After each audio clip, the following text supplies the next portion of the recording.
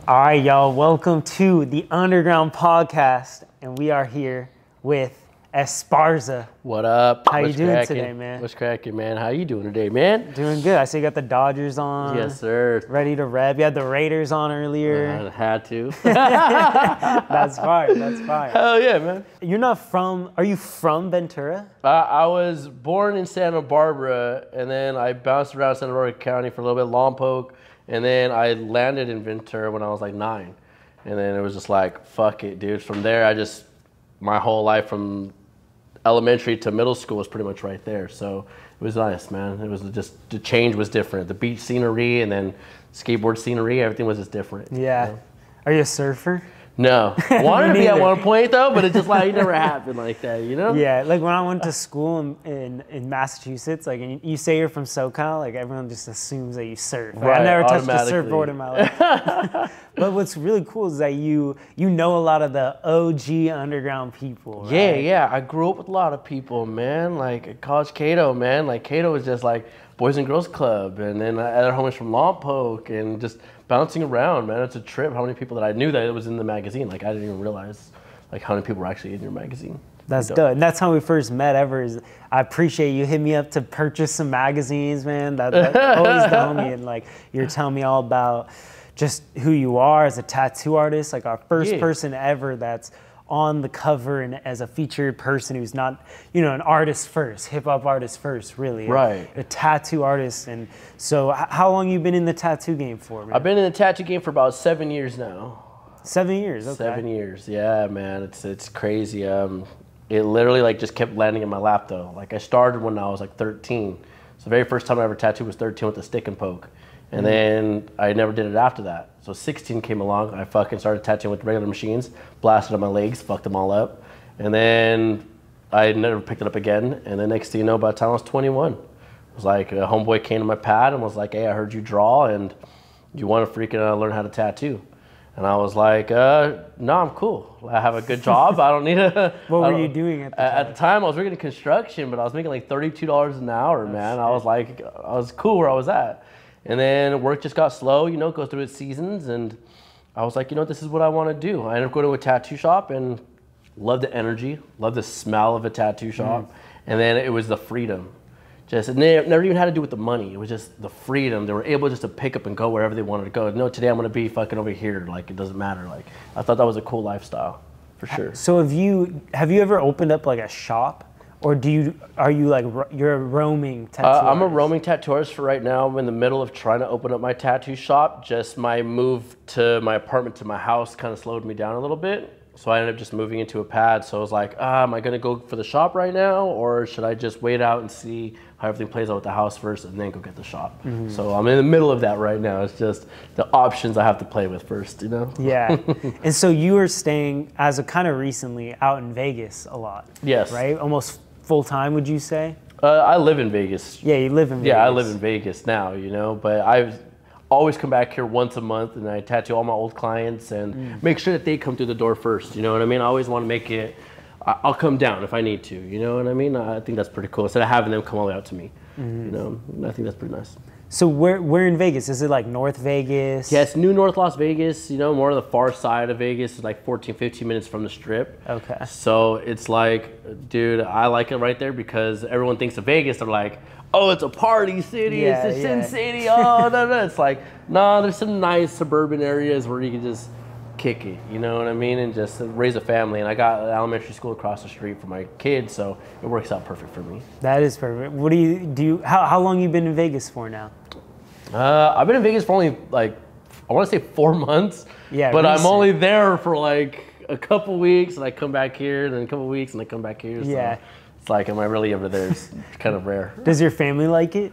My wife loves Vegas. She loves it out there because she just had freedom.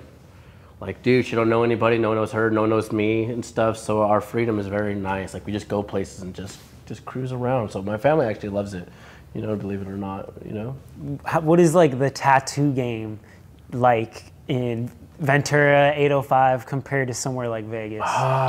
Vegas. Very competitive. It's very saturated with tattoo artists, but I like that. That's a good thing because now you have to compete. So it's just definitely a lot more competition out there for sure. Yeah, big time. You know, it's like over here we have tattoo artists, like of course all around, but I feel like Vegas is like, that's what it's like kind of known for, right? You go to Vegas, you live your life, and then you get tattooed. You know what I mean? Like, I feel like that's the type of lifestyle in Vegas. Yeah, I like it like that, to be honest with you.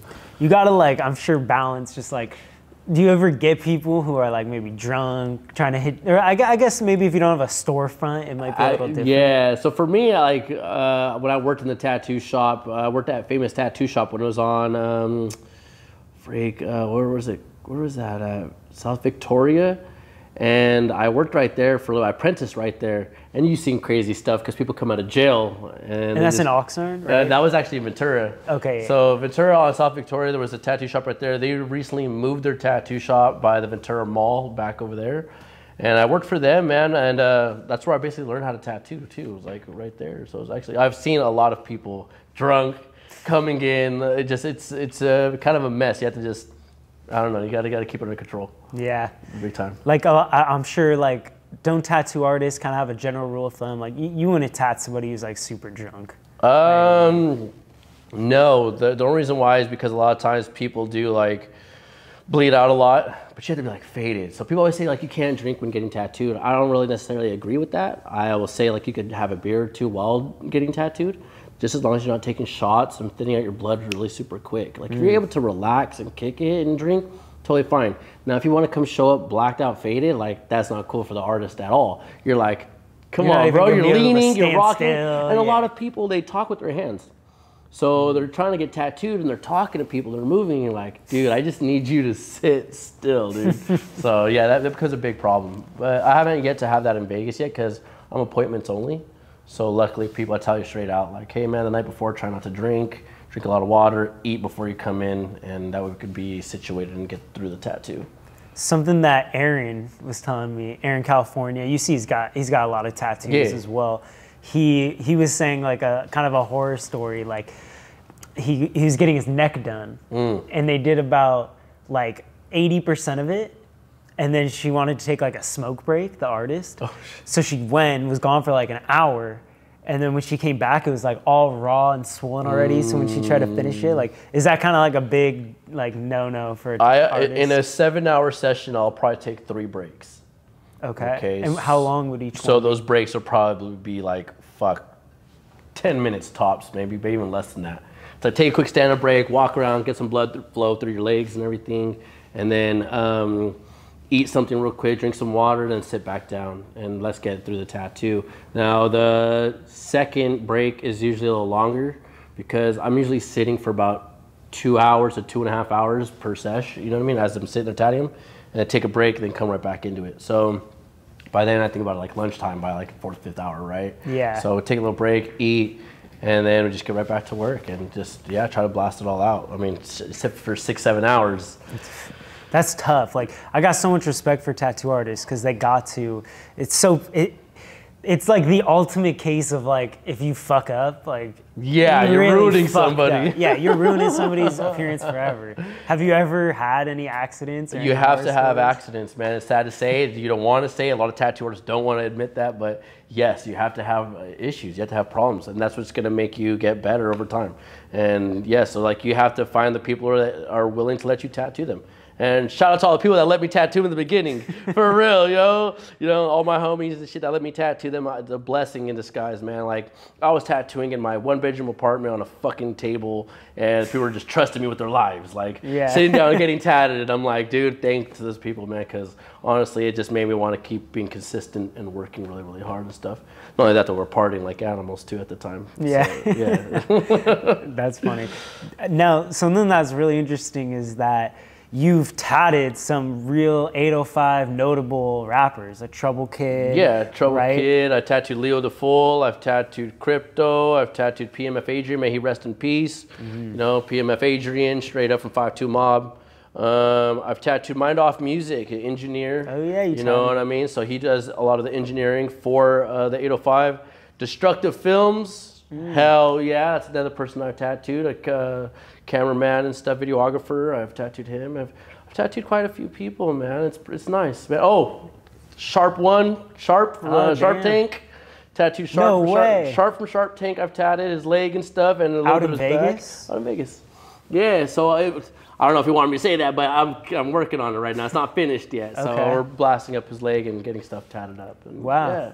I met him one time actually. I went to like a no jumper event, and he was like he was part of it, and like he's an interesting dude. He's super cool people, man. He's really cool people, man. Don't let his videos show you anything different. Sharp's a good man, straight up. He is a good guy. He's a very good man, and he's helped me out already a lot. You know what I mean? He actually helped me get my place. You know what I mean? My house. As funny as I landed in Vegas and was just searching, and I went to go tattoo Sharp, and Sharp was just like, let me contact some people for you, man, and see if I can help you out. And he did. He came through and he helped me out. So thank you, Sharp, for real. Damn. Where you said it's on his leg, the piece you're working on? Yeah. Cool. I can't really necessarily say what it is, but you know, that's on him. Yeah, that's even another thing that people, I mean, at least me, never think about is like even that form of secrecy, that trust. Like, when people go get a haircut, I feel like it's like therapeutic, you know, with their barber. It is therapeutic. It's like that as well. You know what I mean? That's why I even saying like, fuck, I should have said that. But yeah, I'm doing like a little skull and feather on his head and stuff, man. And he's just, I met him at an airport.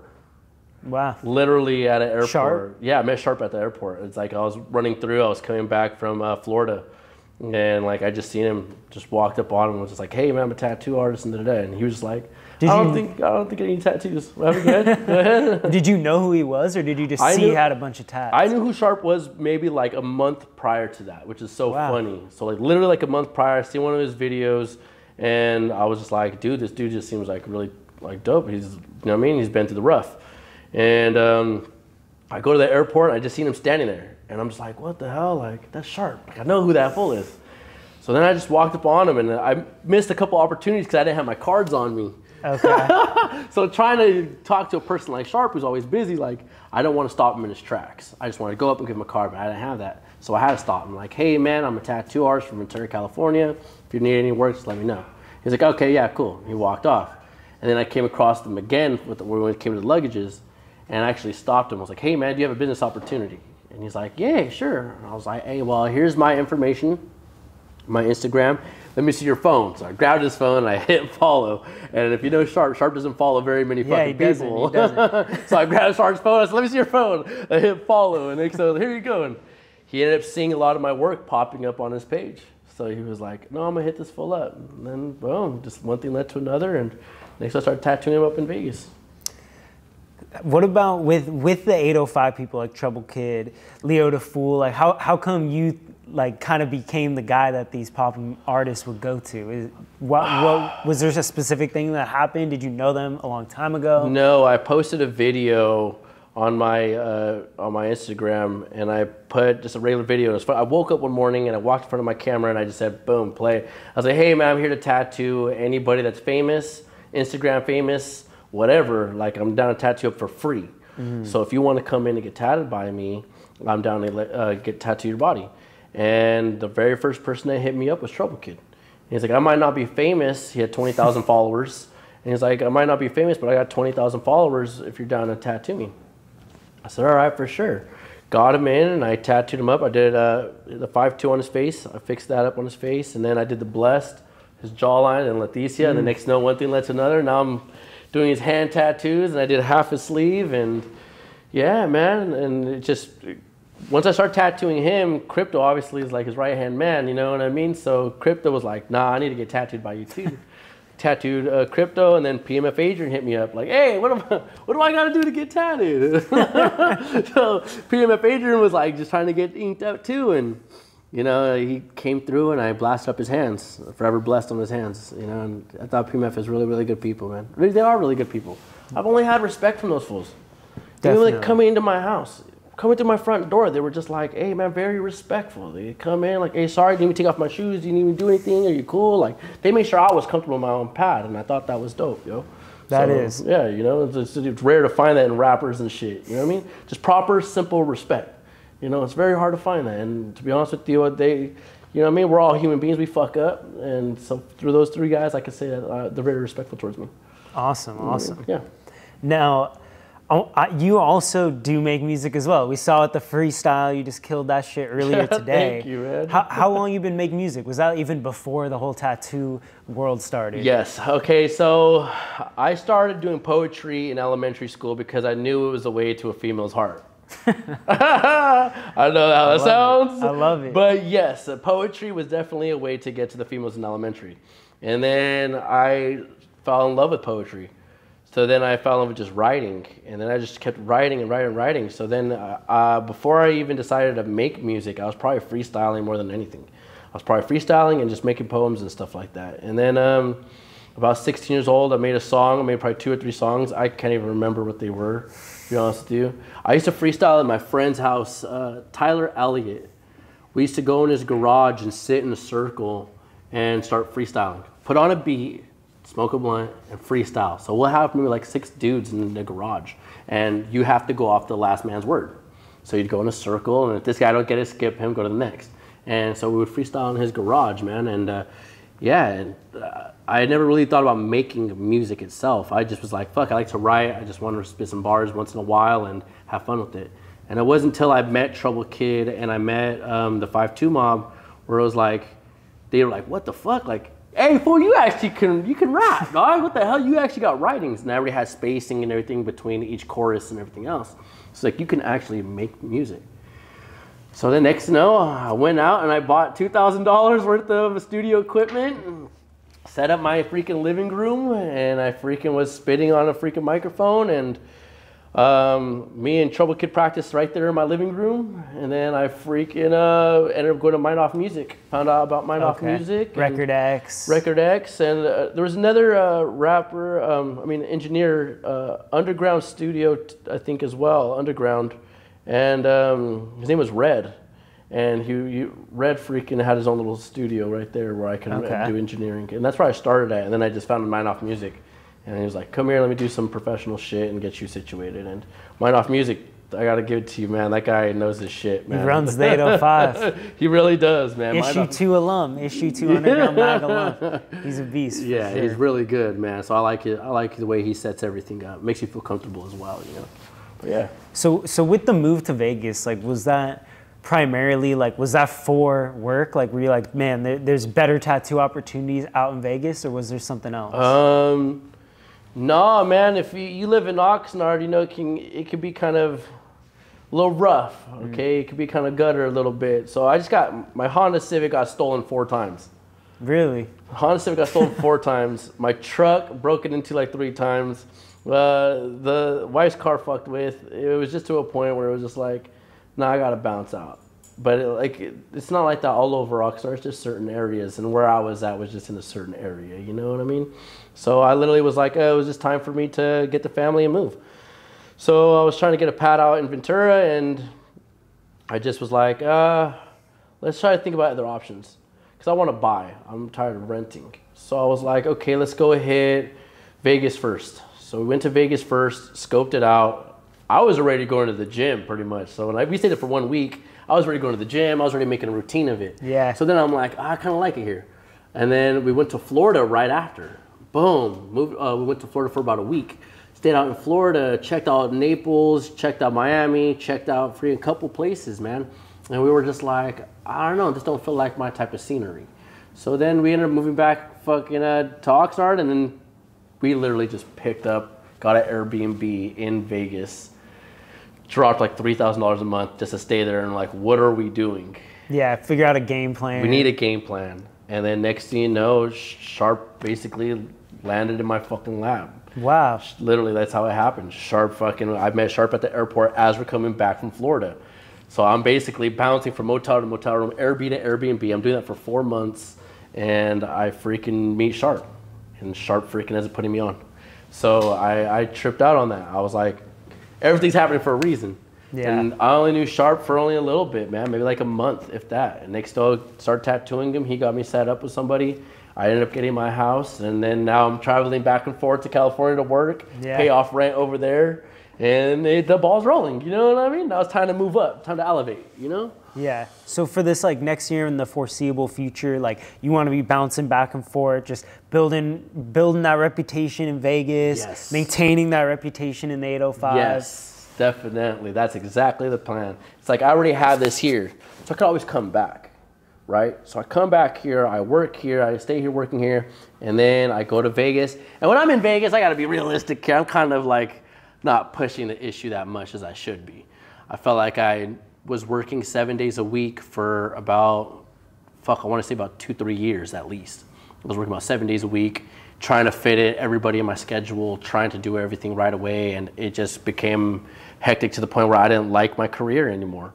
And it was like, nah, man, it's nice to have this break. It's nice to just be out there in Vegas, kick it for a little bit, come back to work, hustle hard out here, then go back and just do whatever I have to do out there and stuff. Cool. You know, it's very, very, very, it's nice. It's nice to have a little break in between your career, to be honest with you. Yeah. You know, I can see why people like musicians or actors or anybody disappear for a little bit and come back into the scene. I could definitely see why they do that. You know, it can be overwhelming a little bit. It can be. You need time to like just recharge. Yeah.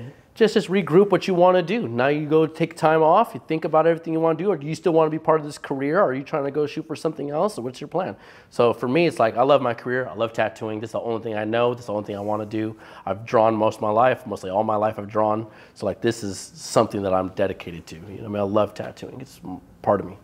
Have you ever done like graphic design, like do you, I know a lot of tattoo artists, like they'll use Procreate to help like. That's basically what I do. Okay, yeah. So you could do like I want to, what I was saying to Decipher before is like, I would love for you to just like, even just do a little sketch or something that we could put in the mag, just some original artwork by you. Yeah, definitely. I could definitely, no, that should be no issue, for sure. It's been a minute since I got on a piece of paper in a while anyway, so I'm kind of down. Good. Could draw something up, you know? But yeah, the digital art is like, it's just the next scene, you know? You can only draw exactly what people want for so long before someone's like, oh, I don't like the hand. Oh, I don't like the hat. I kind of like the eyes, but not really. So then now you have to go into digital art where it's like, all right, pick the damn thing you want. Yeah. Let's put this together, okay? And it makes it a lot faster. And hopefully by the time this is out, we got a nice underground tattoo. Yeah. I want to get it right here. Hell yeah. Like, you're staying in Ventura for a little while after this? So, well, after this, I'm probably going to go back to Vegas on Monday, and then I'm back out here the 18th, 19th. So I'll definitely be back out here. Okay, you know? Well, I got to hit you up and schedule an appointment or something. For sure, man. Because I would love to get tatted by you. Yeah, hell yeah, thank you. Maybe a face. Nah, hell yeah, let's do it, jawline. Damn, what's your most painful tattoo? Is it the face? Stomach. Stomach, that's what I heard too. Stomach, neck, hands. I got West Coast across my whole entire stomach. Damn. So from both sides, it's about 8 hours in total. And yeah, it's vicious. It's weird because the side is ticklish. So like when they touch you with your hands, you start laughing, and then when the needle hits, like, ah, fuck, like super happiest moment, and then straight to like torture almost. It was fucked up. After the 4th hour, it's always fucked up. Yeah. What's like, what's your biggest pet peeve with clients in tattooing? Is there something that just is a big red flag straight off the bat? I can't stand somebody that doesn't know what they want.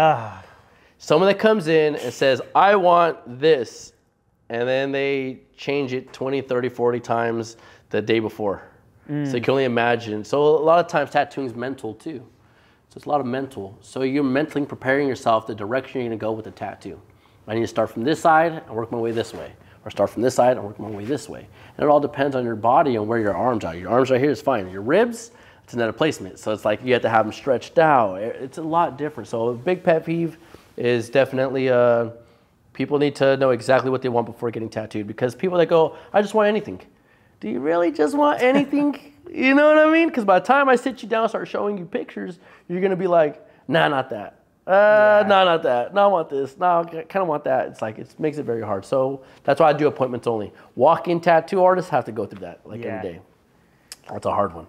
Is there one, like maybe celebrity or whatever, a famous person that's like your dream person to tattoo? J. Cole. Ooh. I think J. Cole on so many fucking levels, just because I'm just like, damn, his background, everything about him. I just feel like the shit he talks about's real. You know what I mean? There's too many people that's talking about the same thing, and there's a person on the left side that's talking about real shit. You know what I mean? Even with doing pregnancies or the first time having sex to anything. Like I like the direction he goes with his music.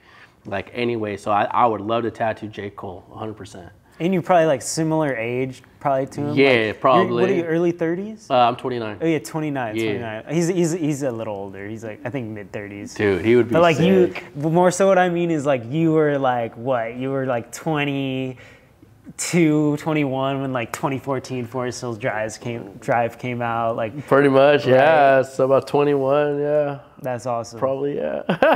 Well, dope, bro. I appreciate you coming through, and this is my first time ever interviewing a tattoo artist, man. Like, just big respect to you and what you got going on, man. Thank you, man. I appreciate that. Do you tattoo yourself ever? I have done these about 3 or 4 years ago. I did the crown, did the chick, did the succeed on my hand. Wow. 93001, blam, and the skull and everything else. I did all this about like 3 or 4 years ago. I wish I would have waited. I probably would have done something way more doper. I guess it's once you do it, it's hard to go back. It's hard to go back. And then people are like, why don't you just laser it off? And it's like, nah, it's already part of me. It's like part of my history, and I can tell the story about it, you know? And does it really go, like even, let's say like light skin like mine, if I had a tattoo here and I lasered it off, would it really be gone completely? Yeah. Really? No, there's people, I've known homeboys who've had their whole entire head gang affiliated, like face, head, everything. And now they're plumbers and they're just regular workers, and you would never even tell if they were even a homeboy. Like, really? They literally look like normal ass people. It's fucking like the whole head, like completely tatted, gangstered out, and completely lasered off. It's pretty crazy. It takes a lot of sessions. And I heard it's more painful to laser. You're lasering it, yeah. So I can only imagine. I've never got laser off, so I can't really talk for that. But I know for a fact that like, yeah, it must hurt really bad because they have to wrap that shit up afterwards, you know? Yeah. It bubbles up. Well, hopefully mine, we got no mistakes. We don't have to do the laser. Yeah, no mistakes, man. No mistakes, man. Not anymore, man. Maybe a couple years ago, you know what I mean? Hey, it happens. It happens. But, bro, I appreciate you coming and chopping up with me. Yeah. Esparza, where can people find you, bro? Instagram is Esparza Inc. 805. I repeat, Esparza Inc. 805. That's where you can find me on my Instagram. And that's basically it. That's like my main page. That's where I have everything. You can see all my tattoos, all my work, all my stuff right there. And it's a great Instagram too, like good content. I remember the first time we ever met, you were showing me like, yeah, dude, like I think you were saying you were like just starting to do like reels or like, I don't know. Yeah, reels usually like reels specifically because like it's basically making a video. You know what I mean? You have to edit everything, and it takes some freaking time. It does. Doing reels takes some time. You know what I mean? Having to think about each scene you're gonna put in your video and everything. You know? Yeah. Yeah. Tattoo reels are always really cool, I think, just because it never misses. You know, the beginning to the end process. Yeah. That's always nice for sure. Well, bro. For sure, have a good rest of your day, bro. Thank you, man. Underground Issue 7, like this is gonna be awesome. Issue 7, having you part of this. I'm actually really stoked to be here, man. Everything was dope, man. The people, everything, the energy was really, really cool. I'm really impressed with everything that happened today. Like for real, with everything, it's really, really nice, man. It's cool. Thank you, Keep bro. on doing what you're doing. Thank you. Well, Andrew Mason, Esparza, go check him out. Can we find your music somewhere as well? Hidden some old SoundCloud. SoundCloud probably. We'll find it. I'll link it. Ruben Esparza. I think I just go by our Pioneer the Rapper. But yeah, one of those two. Okay. Hell yeah. Well, lit. Hell yeah. Well, thank you all for watching. Shout out to Gavin and Sam. Preacher to Chris over there as well. Sheesh. Underground Magazine. I'm Andrew Mason. Thank you for watching. Bait. Cut.